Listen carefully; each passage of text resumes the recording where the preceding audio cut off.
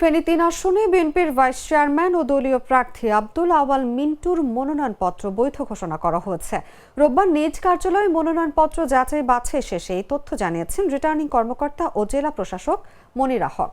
মনিরা হক বলেন, আব্দুল আওয়াল মিন্টুর পূর্বে দ্বৈত নাগরিকত্ব ছিল। ২০২৫ সালের ৯ ডিসেম্বর তিনি দ্বৈত নাগরিকত্ব পরিত্যাগ করেছেন বলে হলফনামায় উল্লেখ করেছেন। প্রমাণ হিসেবে নাগরিকত্ব বাতিলের জন্য মার্কিন দূতাবাসে আবেদন করার তথ্য দাখিল করেছেন।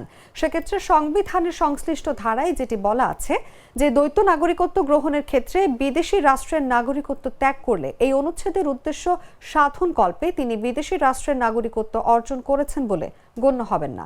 সেই হিসেবে তার মনোনয়নপত্র বৈধ ঘোষণা করা হয়েছে। মনোনয়নপত্র বৈধ ঘোষণার পর কৃতজ্ঞতা জানিয়েছেন আব্দুল আওয়াল মিন্টু।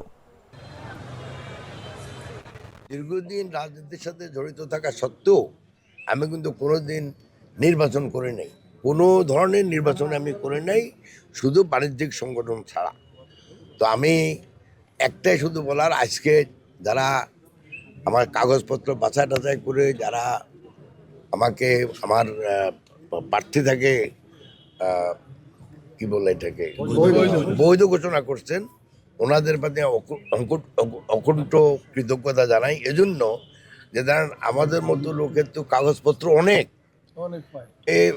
অন্তত ধরেন 15টা ব্যাংকে আমাদের লোন আছে, তারপরে বিভিন্ন জায়গায় জায়গা জমিন আছে, কোম্পানি কিনতেছে, কোম্পানি আবার বিক্রিও করতেছে। এই যেগুলি যাচা বাছা যে কষ্ট করে ওনারা করে সব ঠিক পাইছেন এবং ঠিক মতো যাচা বাছা করতেন, সেজন্য ওনাদের প্রতি আমি কৃতজ্ঞতা জানাই। আমার একটা স্মার্ট সিদ্ধান্তে 25% গ্যাসের খরচ কমেছে। ভাবছেন কিভাবে? সাধারণ গ্যাস স্টোভ বদলে আমি এনেছি আরএফএল গ্যাস স্টোভ। এর সাইন্টিফিক নজল ও ব্রাস বার্নার ক্যাপ সমানভাবে তাপ ছড়িয়ে রান্না করে দ্রুত, তাই গ্যাসও বাঁচায় 25%, টাকাও বাঁচে 25%। আরএফএল গ্যাস স্টোভ নিরাপদ ও গ্যাস সাশ্রয়ী।